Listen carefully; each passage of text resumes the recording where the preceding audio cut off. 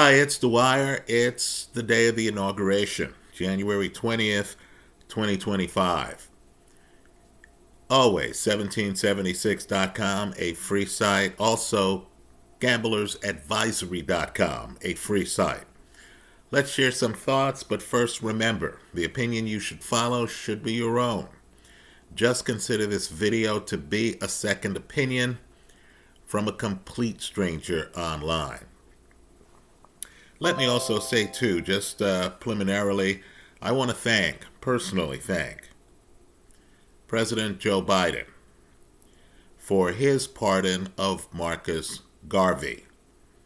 I want to encourage every young person here to Google Marcus Garvey, use your AI to find out more about him. Understand, the winners write history. A lot of big moments are forgotten.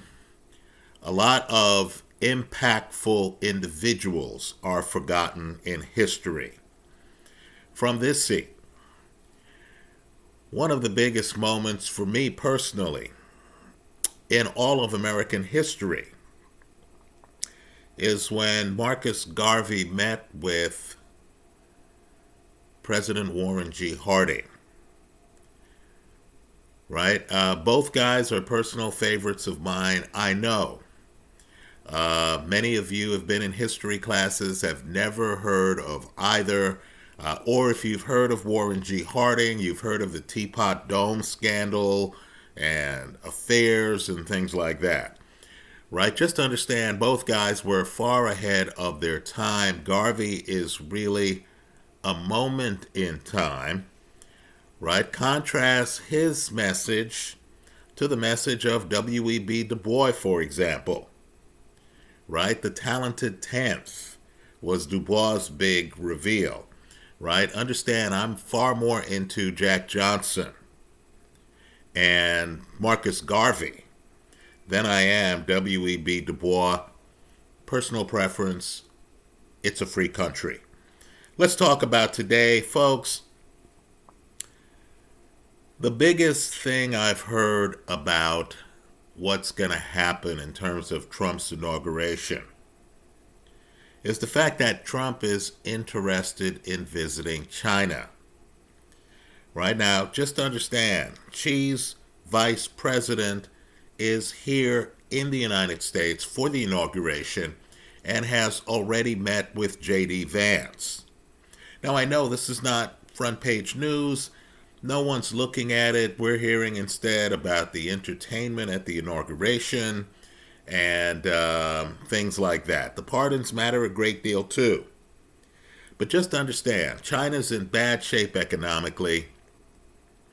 The United States is in bad shape economically.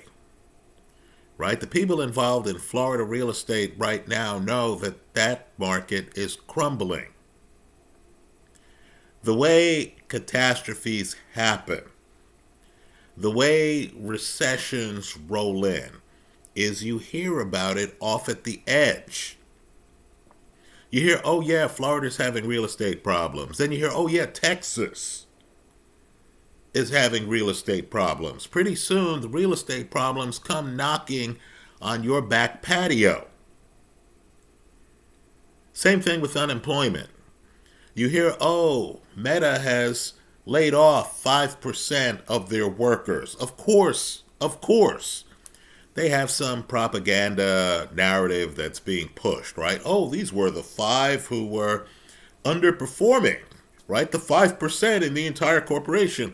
Look, of course they're going to sell you the reasons why they're letting people go. The key thing to realize is that some of the people being let go are people living in your community,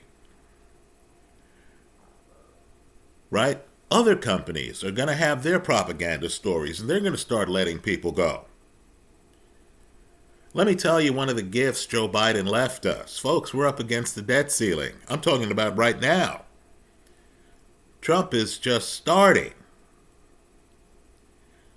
So recognize we're in bad shape. With a housing crisis unfolding already I'm not talking about in the future. I'm talking about right now in big states. How many electoral votes does Florida have? How many electoral votes does Texas have? Right? With the real estate problem unfolding with commercial real estate in a depression. Let's be real. Right, folks? Just look at commercial real estate in downtown Los Angeles right now. Look at commercial real estate in downtown San Francisco right now. Right? With all of these problems, the United States, quite frankly, has to get back to economics, not politics. Right? So let me just say this. Art Laffer, right? You might recall him from the 1980s. Right? Art Laffer, who's an advisor to President Trump, has long maintained that Trump has been pushing tariffs as a way to get concessions to enable free trade. Now, Trump strikes me, and I know this is not the public narrative, but Trump strikes me as an extremely sharp guy. Right? I believe he understands his tariff idea is a loser. Understand, you have people like Doug Ford right now in Canada saying, hey, we're thinking about annexing Alaska, right? Just to underscore the absurdity of some of Trump's positions and this whole tariff thing, right? You have other Canadians saying, look, New York, the state of New York, depends on Canada for its energy needs. We're thinking about imposing tariffs. Right, folks? Tariffs spread. You can't control the spread of tariffs. You do something stupid, like announce 100% tariffs on some other country's exports to you, and you're just inviting them and their allies to slap tariffs on what you're exporting. Understand, once you have price distortions, then any low-cost provider status that you have in manufacturing the goods and services goes out the window. Right? Let's also be real here, too. We're paupers here in the United States. We're going to have to roll over a minimum of $8 trillion in debt this coming year. Right? You need to be asking yourself questions like, at what interest rate? What's going to be the financing costs of us rolling over the debt? Understand, our treasury auctions, you have a whole group of countries, the BRIC nations right now, who are saying, you know what, we're not that eager to buy U.S. treasuries. Right? Understand how distorted the media reporting has been. China's actually a creditor of ours. Right? They historically have been buying our treasuries. Right? That's the group we're going to be slapping tariffs on? Does that even make sense to you? So let's hope Trump does go to China. Let's hope in his inaugural address he backs away from tariffs a little bit. He creates an opening that foreign leaders can interpret as he wants to talk with us. Folks, Chinese real estate is in tatters right now. Right? They're in bad shape. We're in bad shape. Right? We need to get together with China, and we need to talk about a way to lift tariffs. TikTok. Right? Let me just say, I am so grateful that Trump has said, hey, let's work out a deal on TikTok. right? How could we have any service that so many people love, and yet there's some move to criminalize TikTok in the United States? How's that possible? I thought the consumer was the one the government was trying to serve. I thought if I and my neighbors enjoyed using TikTok, the government would try to facilitate that. What are they doing reducing my choices? What am I doing supporting any government that reduces my choices?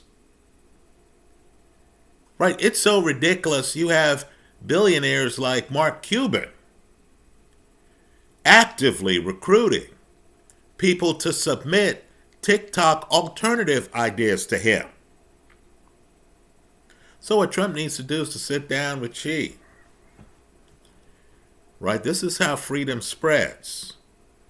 He needs to say, look, man, let's work out a deal on TikTok, but I want something.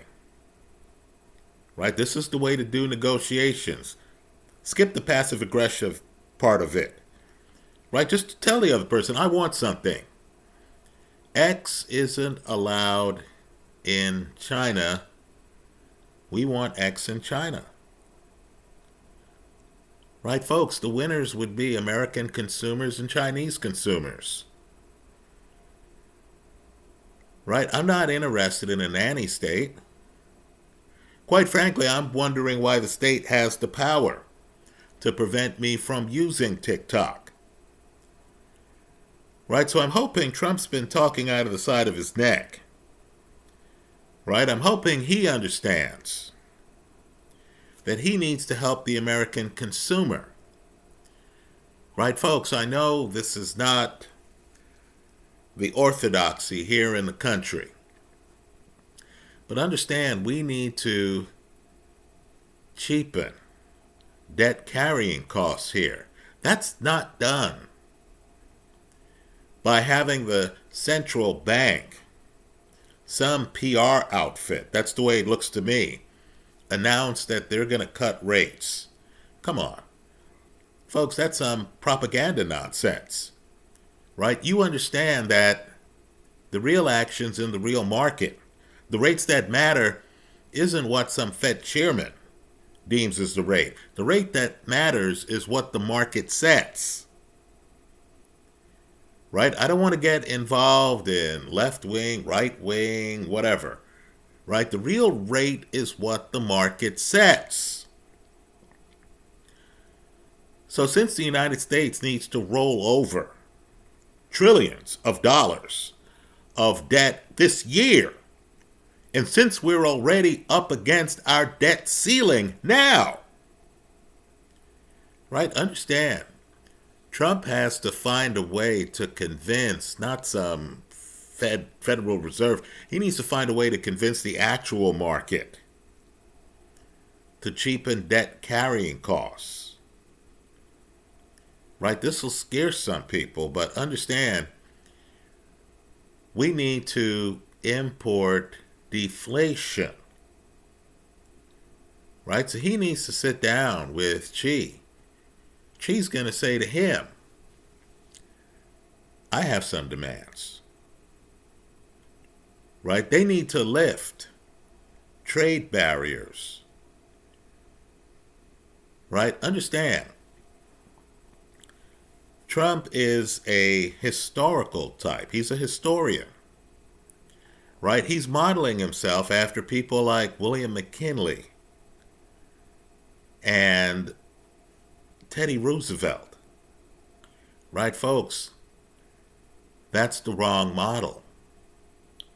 Believe it or not, the right model, as I see it, is Warren G. Harding and Calvin Coolidge. Right? It's not FDR. It's not, these spenders who crowded out private investment. Right? No, it's the folks who figured out they had to help the market decide to lower interest rates. Right? The way you do that, just look at the Warren G. Harding playbook. is by slashing the federal government. We had a World War I. They called it the Great War at the time, right? We only call it World War I because civilization was stupid enough to have a World War II, right? But just understand, World War I, the U.S. was printing all kind of fake money. Warren G. Harding takes office, and he inherits a depression, not a recession, a depression.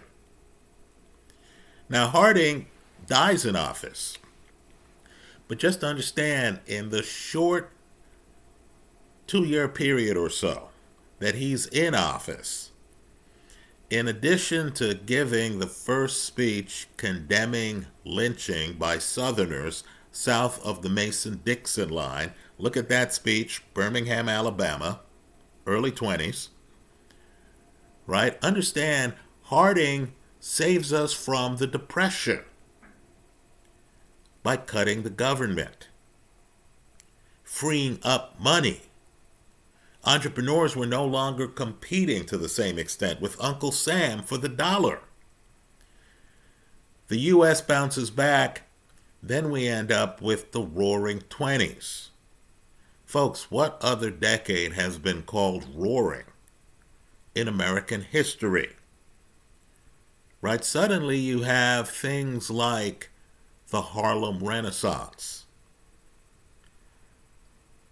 Right? Trump needs to look at Harding, look at Coolidge. By the way, Coolidge, of course, passed the Indian Citizenship Act in the 20s that allowed Native Americans to become U.S. citizens. That's how ridiculous our country is. The people who were here first were excluded until well into the 20th century.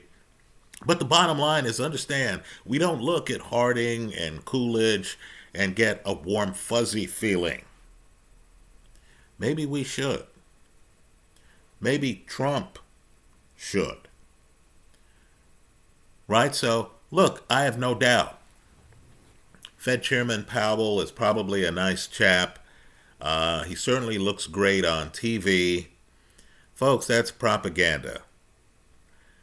Right? That's like going to the beach, looking at the ocean, looking at the waves, and then believing that some politicians can create a dam off at the side that's going to really affect the water level. Right? So Trump's going to talk about a lot of things that do matter. Right? Pardoning the peaceful protesters at the Capitol. That's an important issue. Let's get back to free speech, right? But understand what also matters. Free trade, right? Living within our means. Having an economic policy that's sustainable, that's not going to leave us 4 years from now with Trump passing the reins to the next president. And then for all of us to understand that we're up against the debt ceiling like we are right now in the closing moments of the Biden administration. Right? I want Trump to go to China.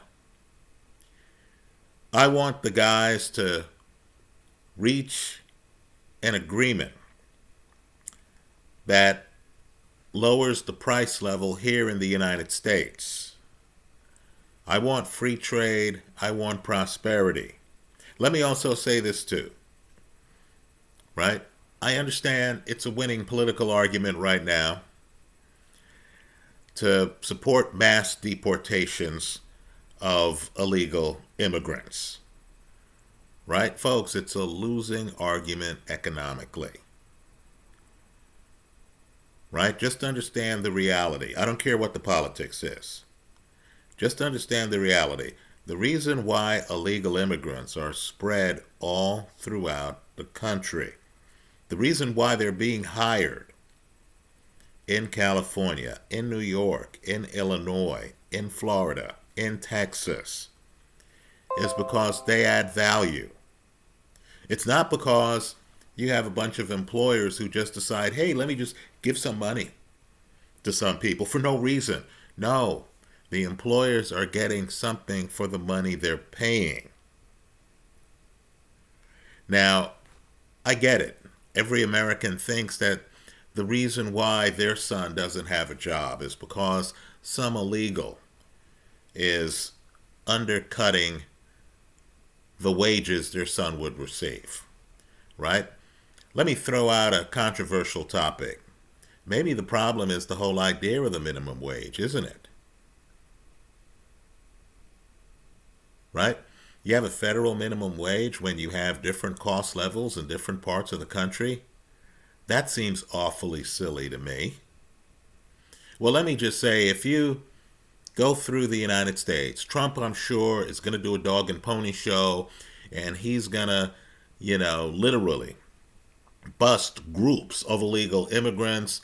He's going to ship them back to their countries. We're going to look the other way on all the family disruption that's caused, as we did when Barack Obama engaged in record numbers of mass deportations. Right? Just understand that what that means is as they round up these illegal immigrants, right? Just understand Trump, in essence, is going to be shutting down a lot of businesses. The United States is going to lose a lot of GDP. Just imagine rounding up 10 to 15 million people and deporting them. You don't think this economy is going to notice that? You really think that, cleaning out the construction industry is going to result in what? Teenagers who have no construction background whatsoever being able to step in to prop up that industry? Folks, let's get real here. So understand, as Trump hurts GDP with this mass deportation canard, understand the way politics works. The people who can be vocal are the people who don't like the idea of illegals in their neighborhood, right? They're speaking a different language. They have different values. Some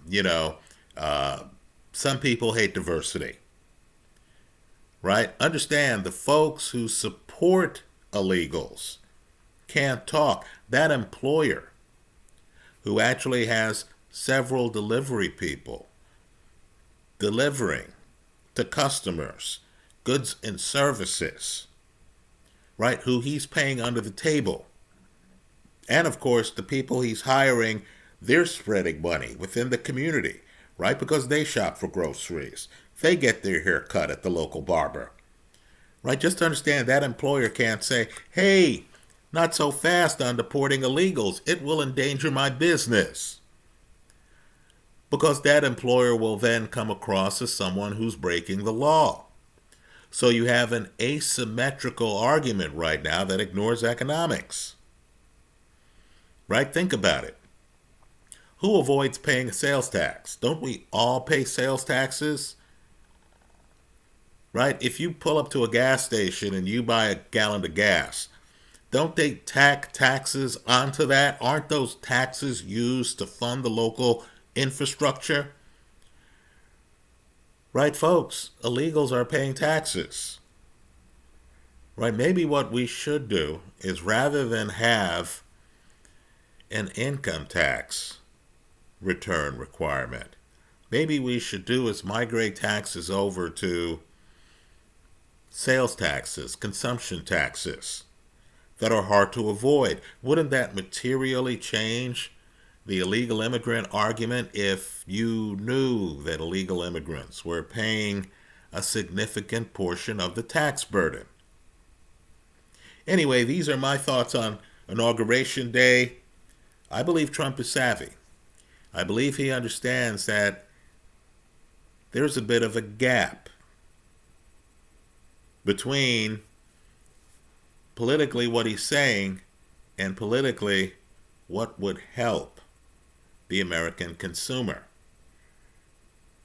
Right? There's a reason why Teddy Roosevelt lost the presidential election, right? The Bull Moose Party didn't win one of the elections. It's because the tariff idea isn't a winner. It's simply not. Let's hope Trump has that in mind and signals to world leaders today in his inaugural address his realization of that economic reality. Those are my thoughts. Let me hear yours in the comment section of this YouTube video. Thanks for stopping by.